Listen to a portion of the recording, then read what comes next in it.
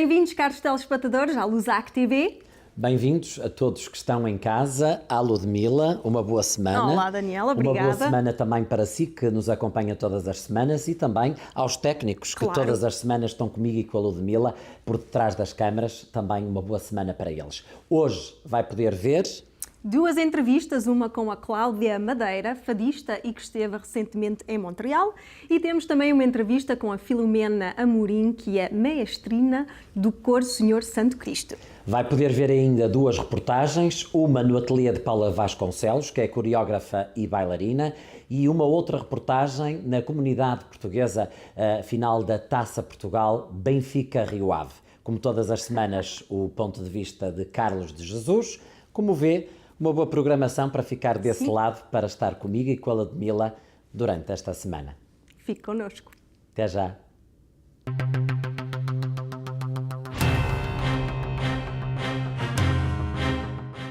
Temos o prazer de receber hoje nos estúdios da Lusac TV a Filomena Amorim, que é maestrina e diretora musical do Coro do Senhor Santo Cristo. Olá, Filomena. Olá, Ludmila. Bem-vinda à Lusac TV. Muito obrigada, é um prazer estar aqui consigo. Já há muito tempo não nos tínhamos visto. É verdade, já há uns anos, hein? Sim. Portanto, Filomena, você é maestrina. Pode-nos explicar um pouco o que é o trabalho de maestrina? Maestrina, bom, isto é um nome muito bonito, não é? Mas envolve várias facetas. Pronto, em primeiro lugar, é lidar com um grupo de pessoas que têm o gosto pelo canto. Tenho que dizer que não é um trabalho, por vezes, muito fácil.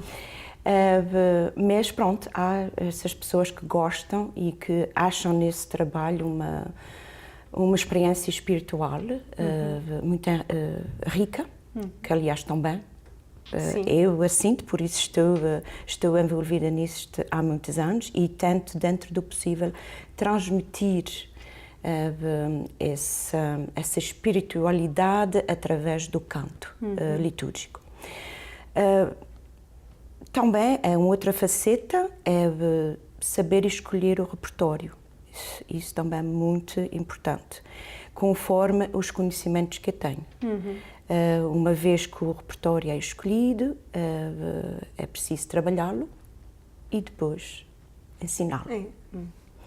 E pronto, é um processo que leva um certo tempo, por vezes é cansativo, por vezes ficamos desencorajadas, mas há sempre no fundo do túnel uma luzinha e quando o trabalho sai bem feito é muito rico, sentimos uma grande satisfação e uma profundidade incrível quando chegamos ao fim da estrada, que realmente o trabalho foi bem sucedido.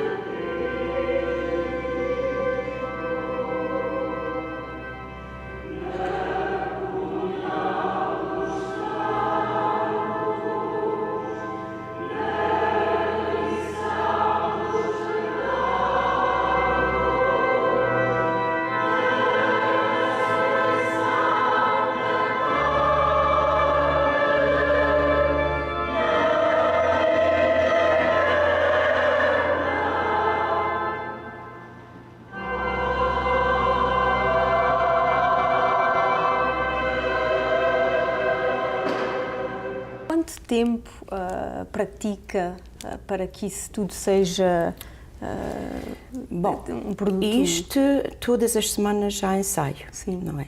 Se, por exemplo, há um cântico novo, claro que leva muito mais tempo. Não é só no ensaio que se vai cantá-lo.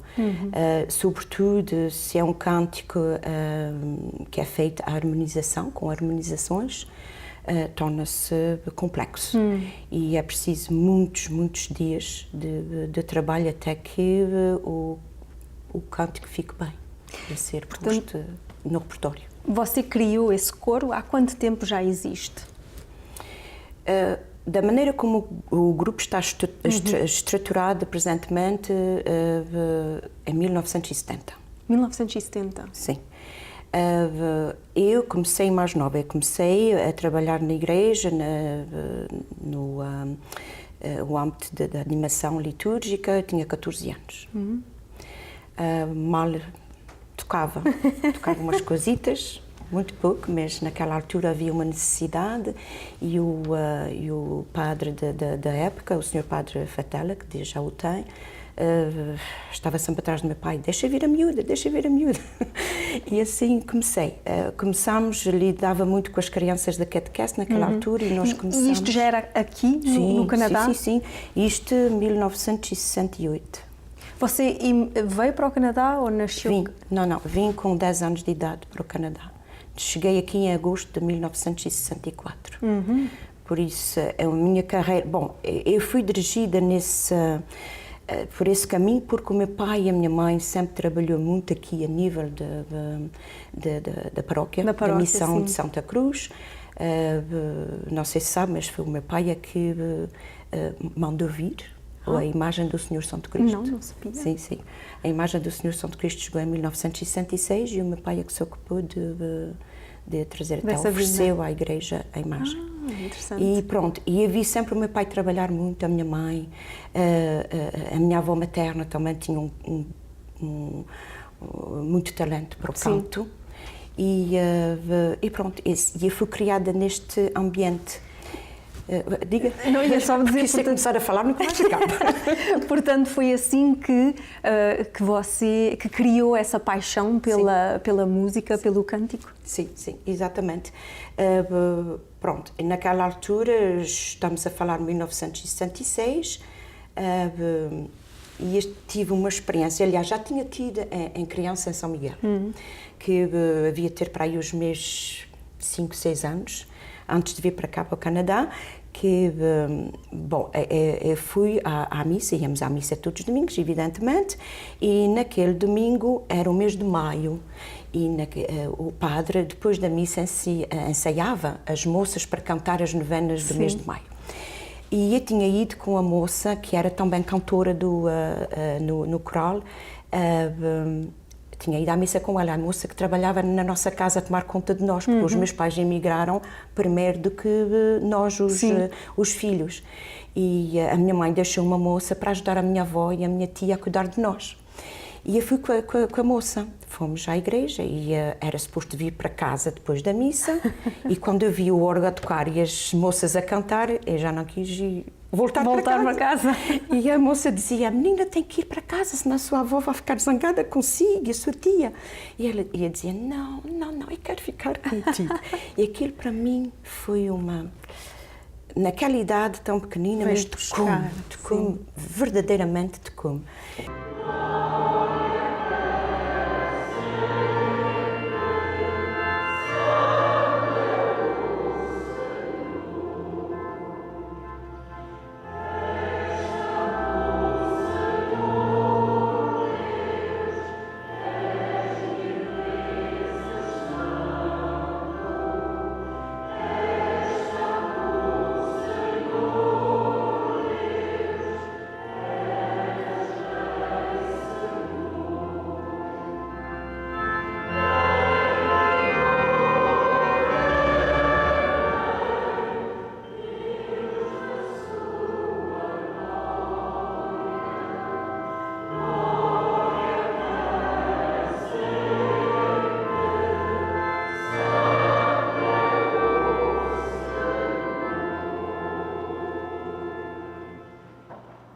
Quantos membros tem no coro? Presentemente somos à volta de 16.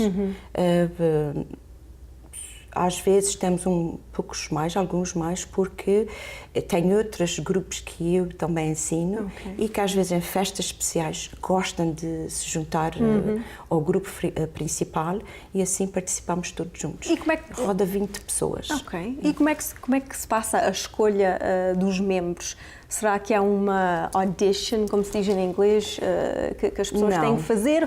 Ou você já conhece a pessoa? Não. As pessoas vêm porque querem fazer a experiência. às vezes não quer dizer que sejam as melhores cantoras, mas aceito todos e a gente trabalha com cada um conforme Sim. o talento de Claro, cada um. claro. É certo que é muito mais fácil trabalhar com gente que conhece música, que lê música, que tem uma boa voz e, sobretudo, que tem um bom ouvido. Sim. Mas também pode-se trabalhar com as outras, simplesmente é preciso mais tempo. Eu não seria treino. boa para fazer isso. Não sabe, não sabe. Não. É preciso experimentar. Não, acho que não. Aliás, ainda somos primas. Talvez Sim, é tenha verdade. talento e não sabe. Talvez não, mas eu acho que não. A sua formação musical, pode-me falar um pouco como chegou, como se formou para... Bom, como eu já lhe disse, foi no Sim. Pensionnat Marie Rose que comecei, fiz o primeiro ciclo em piano. Depois senti a necessidade que tinha que realmente também fazer um estágio em órgão, porque não é, embora as pessoas pensem que é o mesmo instrumento, mas não é. A técnica E é completamente diferente, por isso fui... Naquela altura havia o Convento de Bom Pastor, na Rua Shabrock, que hoje é uma sala de concertos. Exato. E naquela altura tinha as Irmãs de Bom Pastor, que estavam lá a residir e eram muito nossas amigas. E olha, foi uma delas, que era a organista do coral das Irmãs, que deu uma formação em órgão a tubos, a órgão de igreja. E Filomena, muito obrigada por ter aceito o nosso convite. Obrigada pelo seu convite. De nada, foi mesmo um prazer. Obrigada. E nós vamos fazer uma pequena pausa, mas fique connosco.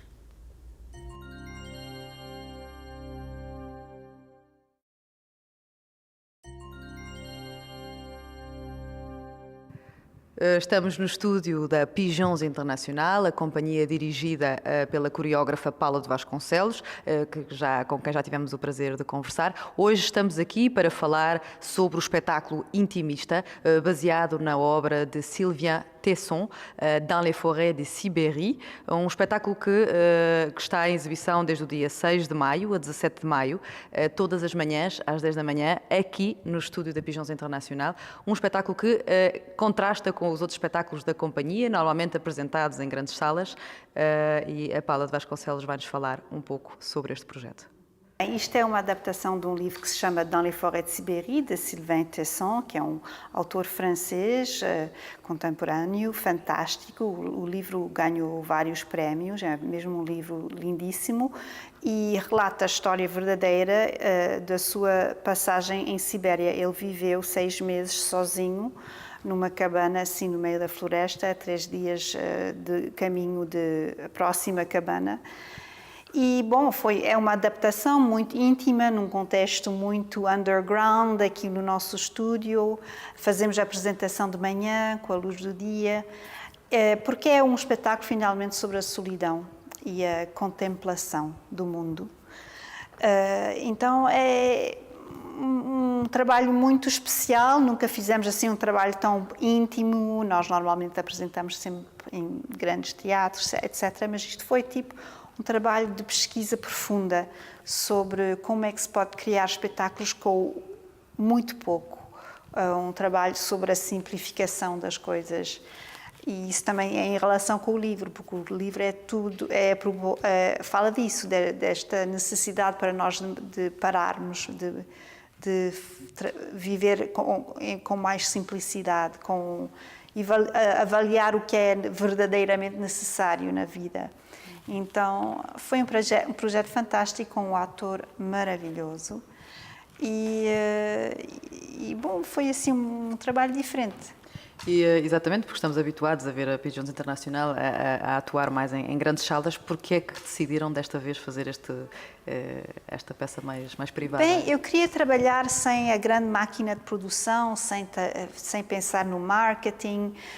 queria a liberdade de trabalhar no meu próprio espaço, com o meu próprio horário, porque quando nós estamos a fazer espetáculos em grandes teatros, há muitas coisas que temos que combinar, o horário do teatro, o marketing, a venda dos bilhetes, e eu queria trabalhar sem pensar nessas coisas, para trabalhar verdadeiramente na essência, voltar à coisa central do meu trabalho de artista, trabalhar só como artista e não como produtora.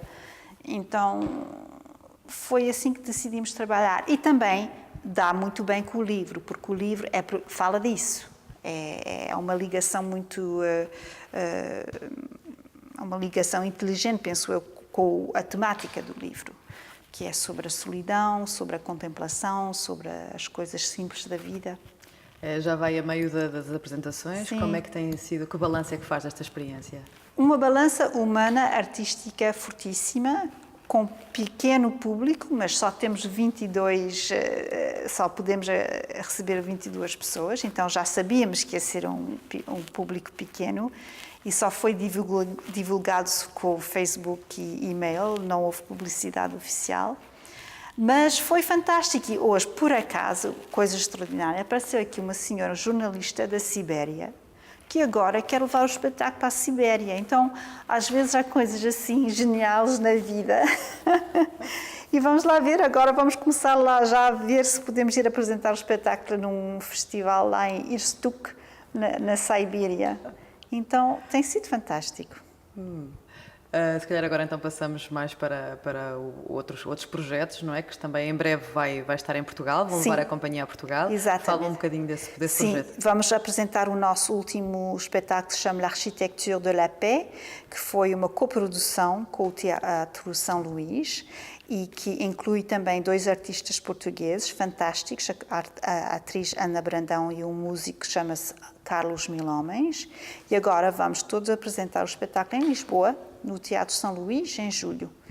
Então é como a segunda parte desta colaboração e estou contentíssima, evidentemente, de voltar lá. Quais é que são as datas em específico? De 10 a 13 de julho. Nous allons reformuler, vamos reformular, Réorganiser, recomposer, recompor. Nous allons plonger dans la grande noirté de notre tâche aveugle. Nous écrirons la profondeur des champs.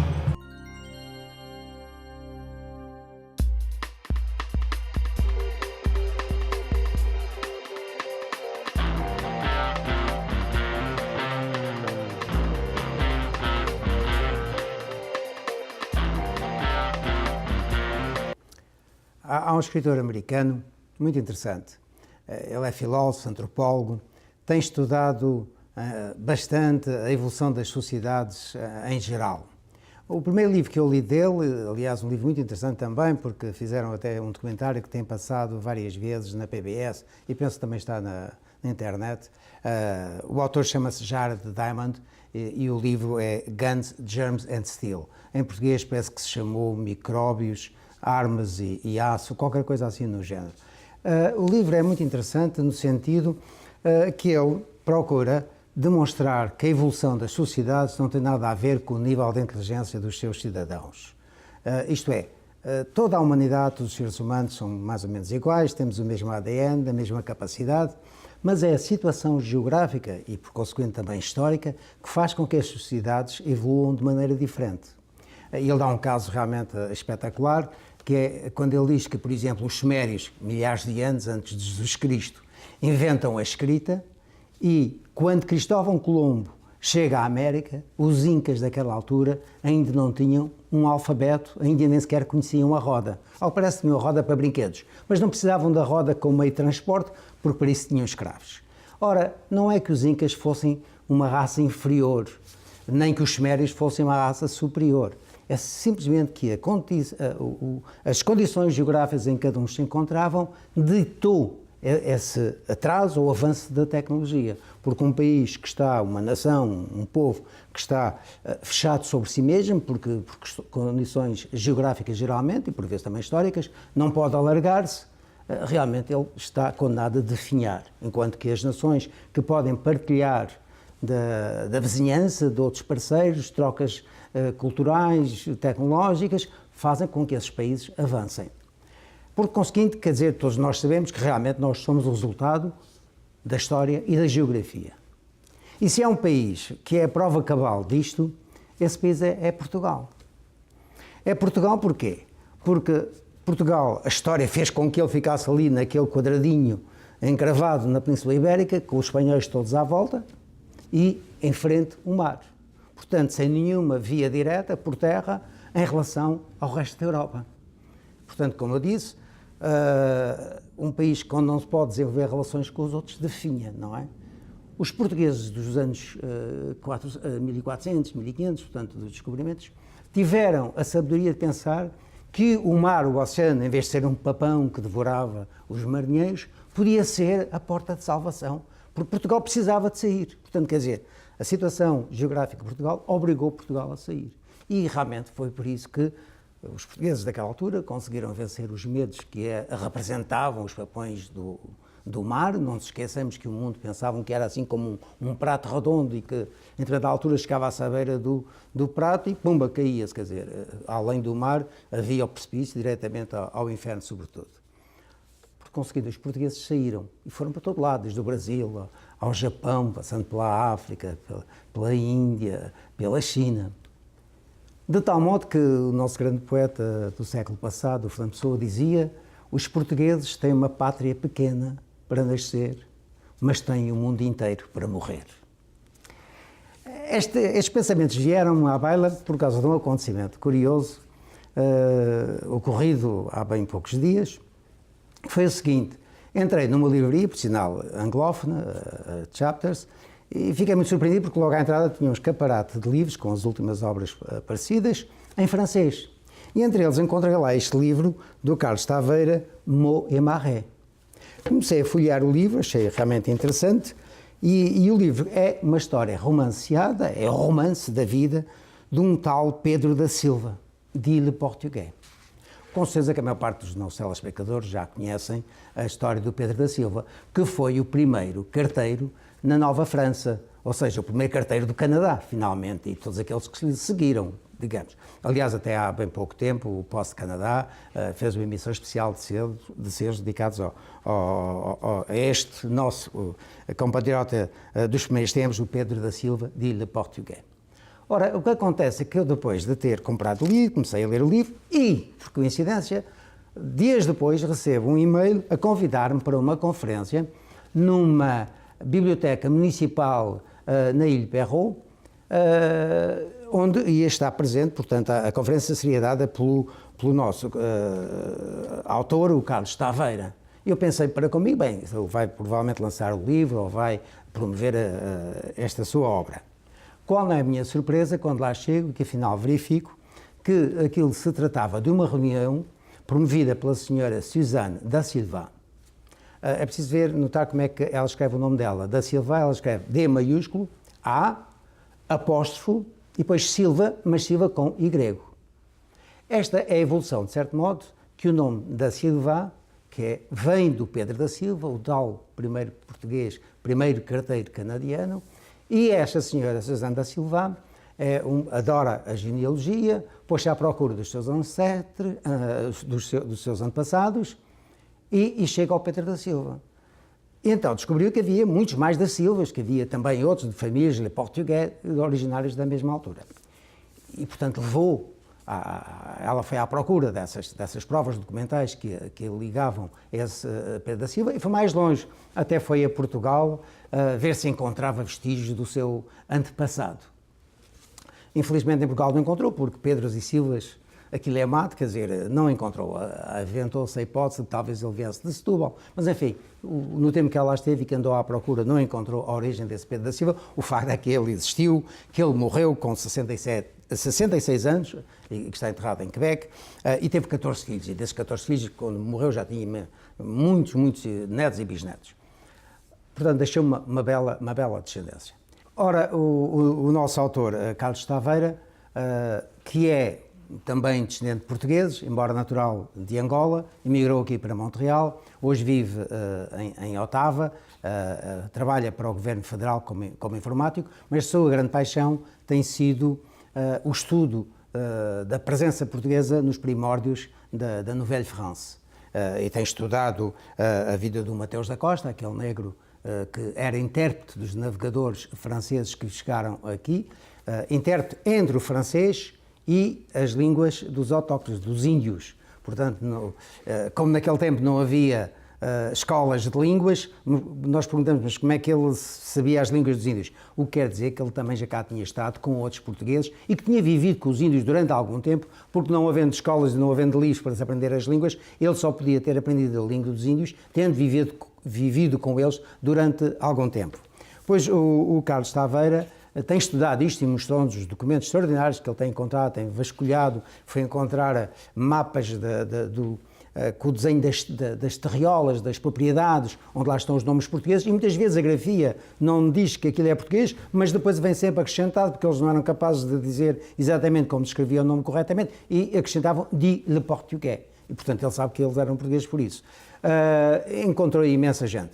E portanto, ele, com esta paixão que tem pela história, tem procurado divulgar essa sua paixão, esse seu conhecimento da história, através de livros, como este tem aqui, Moé Maré, portanto, do nosso Pedro da Silva, de Português, como, portanto, do Mateus da Costa, e também agora, disse-nos ele nessa conferência, vai fazer também sobre a Angélique. A Angélique nasceu no Rio de Janeiro, foi batizada em Lisboa, foi vendida como escrava aqui para a Nova França e depois foi condenada e enforcada por acusada de ter posto um fogo na casa da patroa. Aqui há 2 ou 3 anos, nós vimos aqui uma peça em que realmente contava essa história, que vai ser a trama, portanto, do próximo livro do Carlos Taveira. Ora, foi muito interessante realmente esta reunião, em que se explicavam todas estas aventuras dos portugueses pelo mundo fora, em que se explicavam como é que realmente nós, os portugueses, desde os anos 500, fomos obrigados a sair cá para fora para procurar novas vidas. Só nos resta esperar que os vindouros, aqueles que daqui a 200 ou 300 anos façam como fez a Susana da Silva, que se preocupou em procurar as suas origens e foi até o ponto de descobrir de onde é que ela vinha. Que também os nossos vindouros daqui a 3 ou 4 ou 5 ou 10 gerações venham de encontrar nós, os portugueses do Quebec, que aqui chegaram depois dos anos 50. É este o meu ponto de vista.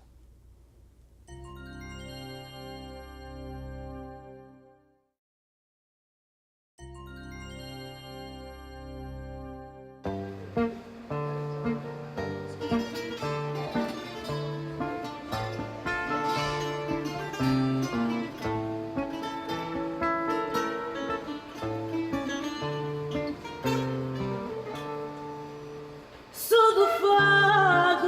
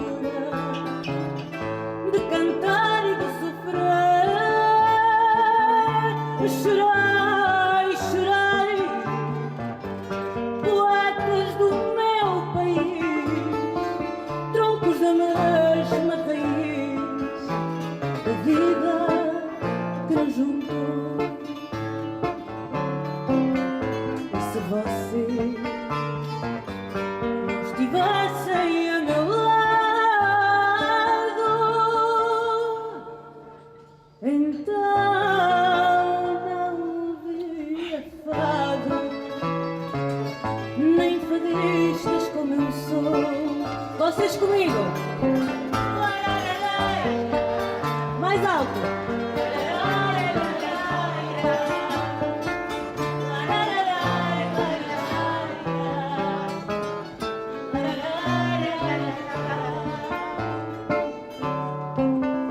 E se você não estivesse aí a meu lado,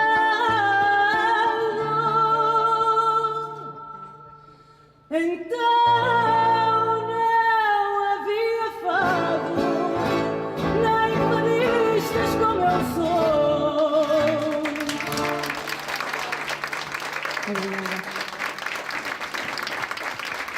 Eu vou estar à conversa com Cláudia Madeira. Vamos saber alguns pormenores sobre ela. Cláudia, tu nasceste em Trás-os-Montes, na Régua. Exatamente.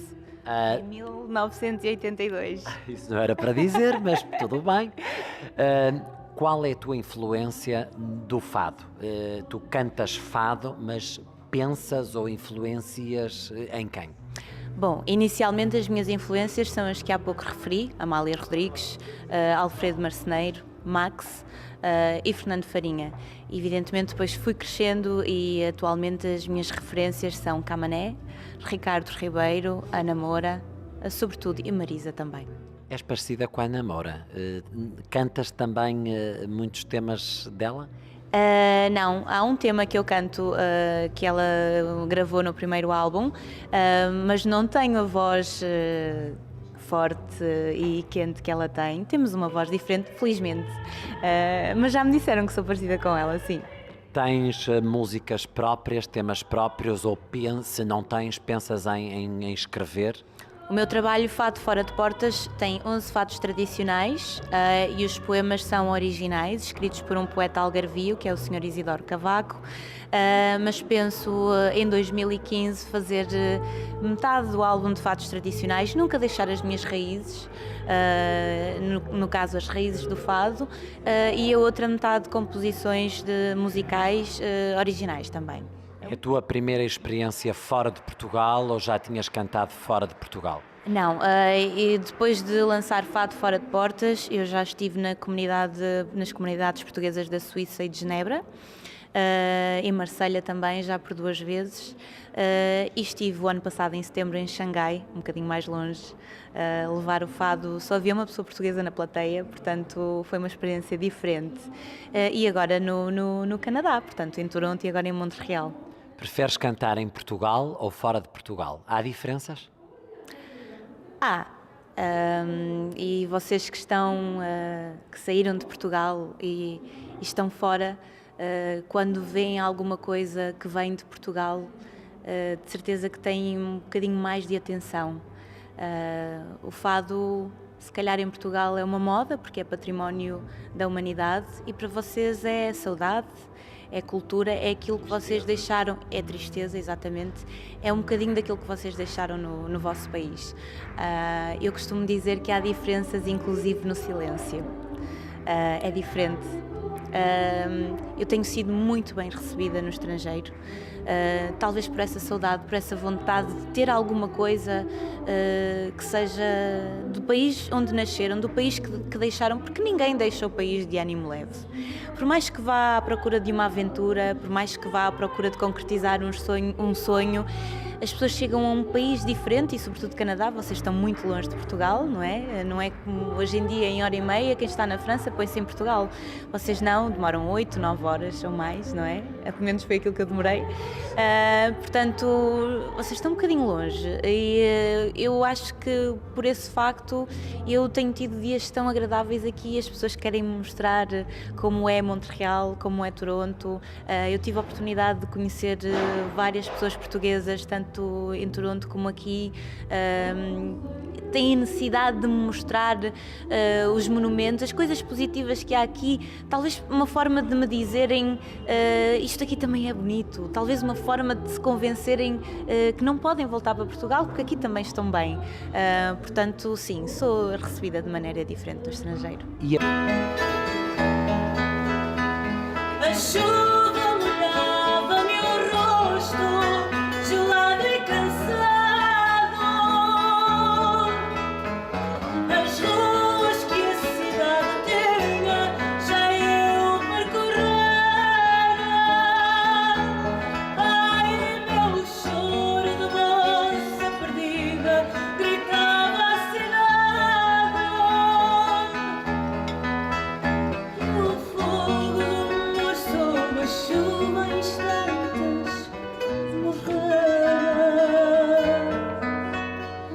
A chuva ouviu e calou meu segredo à cidade. E eis que ela bate no vidro, trazendo a saudade.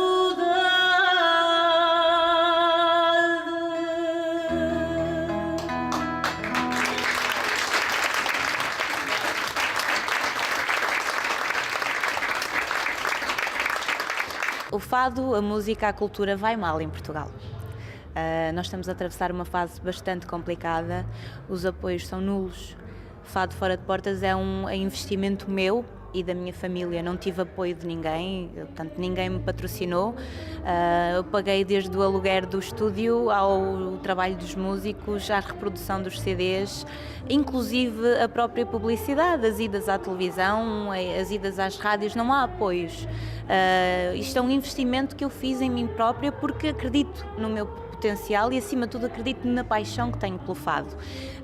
Mas não, em Portugal não há qualquer tipo de ajuda e eu vou fazer aquilo que toda a gente fez, ter o reconhecimento no estrangeiro para ser reconhecida no meu país.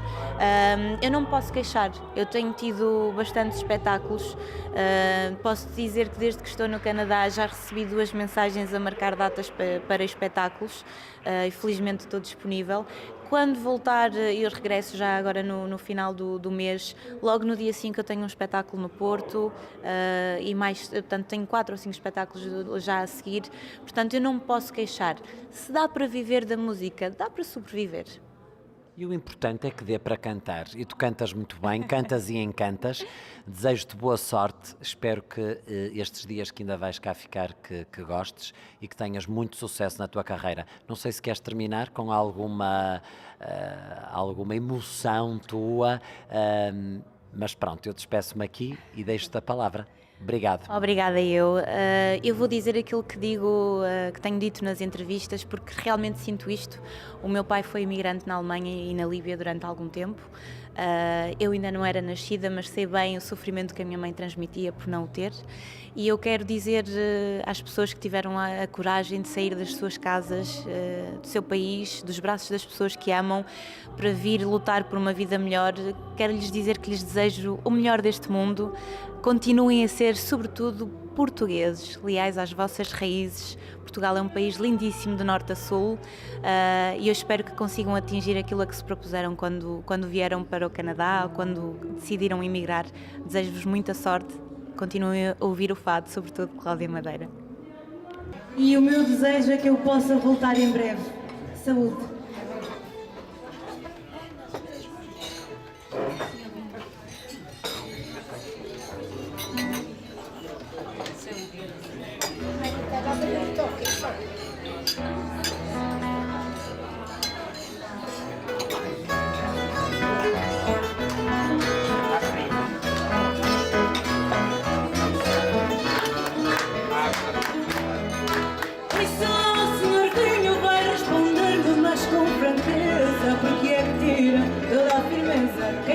No seu caminho, lá por beber um copinho a mais, até pessoas pacatas, amigo vinho em desalinho, vossa mercê faz andar de gatas. É mau procedimento se a intenção naquilo que faz é já sem desequilíbrio, não há equilíbrio que seja capaz. As leis da física falham e a vertical de qualquer lugar faz estilo sem se deter e deixa de ser perpendicular.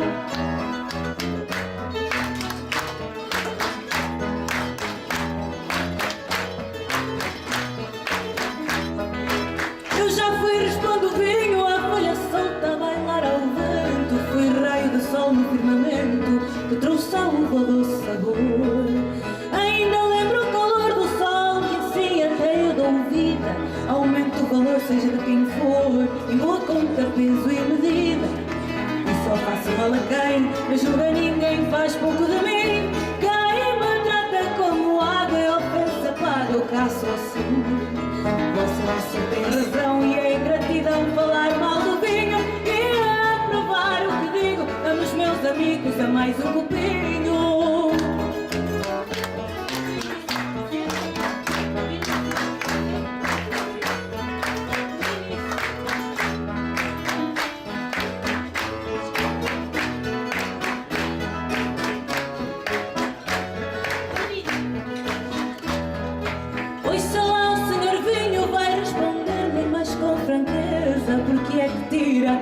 toda a firmeza que encontra no seu caminho. Lá por beber um copinho a mais, até pessoas pacatas, amigo vinho em desalinho, vossa mercê faz andar de gatas. Que é mau procedimento e a intenção naquilo que faz, entre assim desequilíbrio, não há equilíbrio que seja capaz.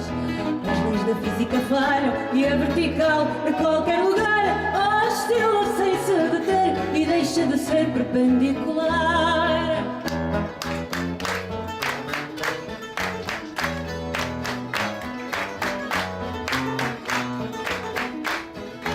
Eu já fui, respondo vinho, a folha solta a bailar ao vento. Fui rei do sol no firmamento, que trouxe à uva do sabor. Ainda lembro o calor do sol e assim até eu dou vida. Aumento o valor, seja de quem for, em boa conta, peso e medida.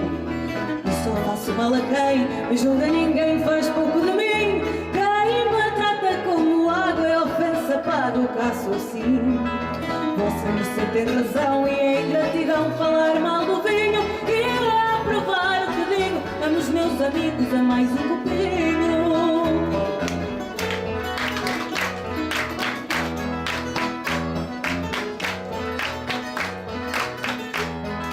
Vossa mercê tem razão e é ingratidão falar mal do vinho e a provar o que digo. Vamos, meus amigos, a mais um copinho.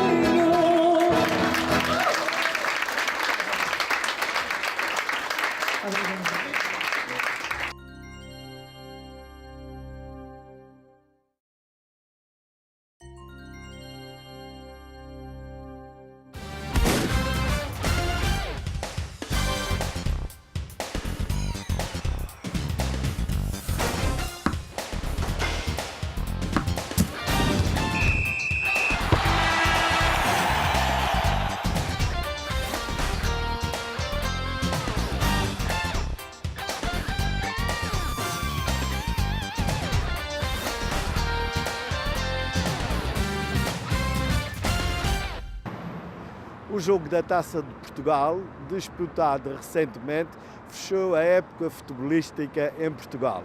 Defrontaram-se Benfica e Rio Ave. O Benfica venceu o jogo por 1-0.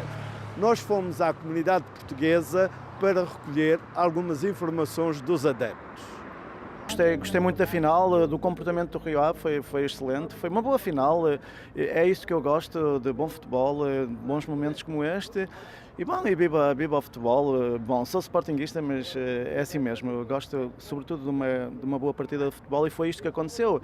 Um jogo bem jogadinho, bem jogadinho, bem arbitrado, sem casos. Viva o futebol, realmente estou super contente.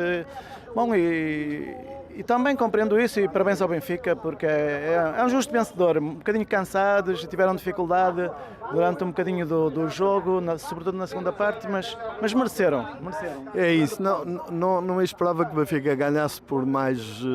Sim, realmente esperava que o Benfica ganhasse mais à vontade, não esperava uma reação tão bonita do Rio Ave, mas é isso o futebol, é exatamente isso, um bocadinho de cansaço notou-se nos jogadores do Benfica devido à final que eles tiveram ao meio da semana, mas é isso, estou super contente pela final, foi realmente um grande jogo de futebol. Já agora em relação ao Sporting, gostou da época? Do Sporting, bom, gostei da época, foi uma época muito bem aproveitada pelo treinador em que realmente recorreu a tudo para conseguir estes resultados e conseguiu. Bom, espero bem que ele continue para dar seguimento a esse trabalho, porque está aí jogadores que estão a crescer e bom, agora se realmente tem de recomeçar a nível de treinador, isso é realmente bastante chato, mas bom, vamos a ver, vamos esperar. Talvez esse senhor que treinava o Estoril consiga, se vier ao Sporting, consiga fazer coisas bonitas como fez este treinador. Pensa que o Sporting pode fazer melhor na próxima época? Sim, com algumas aquisições fundamentais, assim a nível de 3, 4 jogadores, penso que sim, penso que com mais recursos o Sporting vai fazer uma época ao nível do Sporting finalmente. O Benfica na primeira parte fez um bom jogo, mas na segunda parte foi-se abaixo completamente. Isso é o cansaço, se eles não tinham confiança neles mesmo. foi realmente o que eu vi. Se, francamente, se houvesse uma certa justiça na parte dos que perdem, pois uma justiça para os que perdidos, né? Eu penso que a taça era para o Rio Ave e não para o Benfica. Portanto, acha que o Rio Ave merecia mais? Sim, merecia muito mais aquilo que ele fez na segunda parte, de facto. Como viu, dominou praticamente o Benfica, né? Em jogo jogado e em oportunidade. Jogo jogado, oportunidades que teve 3 oportunidades que era gol de certeza e não tiveram talento, talvez, porque temos que compreender que o Rio Ave, né, como o Benfica, o Sport, o Porto, não tem talento como eles, né? A equipa mais fraquinha, com menos recursos? Não, o desnível do futebol entre eles e o Benfica e o Sport é muito baixa, né? É preciso ver o que eles gastam nos seus jogadores e o que o Benfica gasta. Portanto, eles não podem ter grandes jogadores, mas mesmo assim, confesso, deram uma lição ao Benfica na segunda parte. Deram uma lição de futebol. Gostei muito de ver o Rio Ave, apesar de ser do Benfica. Teria sido bonito o Rio Ave ganhar esta taça? Bom, para mim, eu antes queria o Benfica, bien, com certeza, mas merecia. De facto, o Rio Ave merecia ter ganho a taça, pelas oportunidades que teve. Se, como benfiquista, quer que o Jorge Jesus continue na próxima época?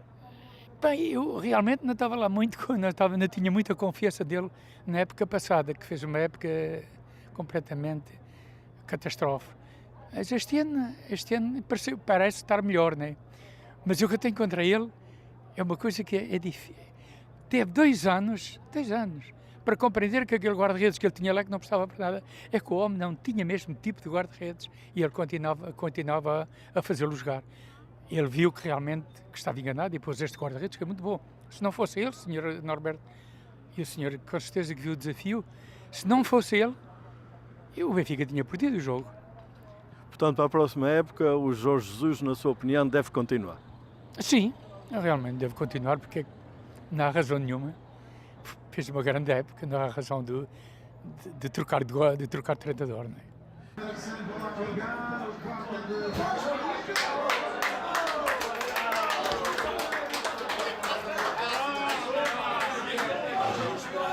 Benfica! Benfica! Obrigado por ter estado na nossa companhia. Foi a emissão de hoje. Voltamos na próxima semana com mais uma emissão. Mas antes disso, a Ludmila quer deixar ficar um recado. Não se esqueçam da telenovela Bem-vindos a Beirais, da segunda à sexta, das 6 às 7 da manhã, do meio-dia à 1 e das 5 às 6 da tarde. Na próxima segunda-feira, das 21 às 22, acompanhe a nossa emissão, mas fique atento às repetições que pode consultar no nosso Facebook. E já agora não se esqueça de nos adicionar no nosso Facebook, Lusac TV. É um prazer estar consigo. Boa semana, Ludmila. E para ti também. Voltamos para a semana. Obrigado.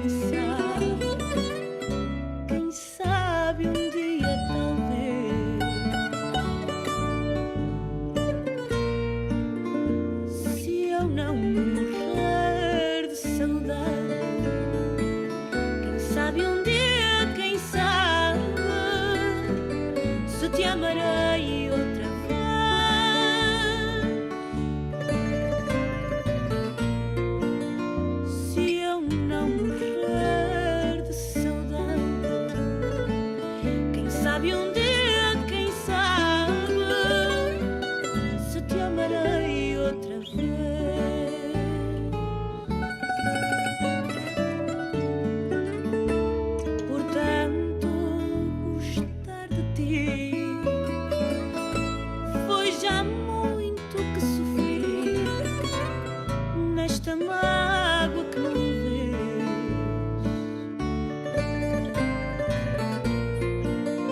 Para voltar é muito cedo. Confesso que tenho medo desse amor que me desfaz.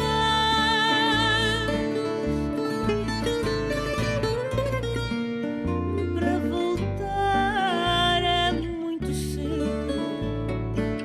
Confesso que tenho medo desse amor que me desfez.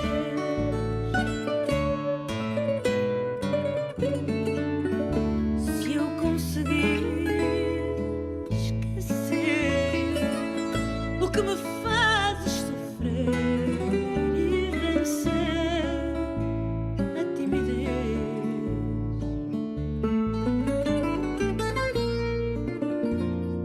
nas cinzas da amizade, quem sabe um dia, quem sabe um dia, talvez.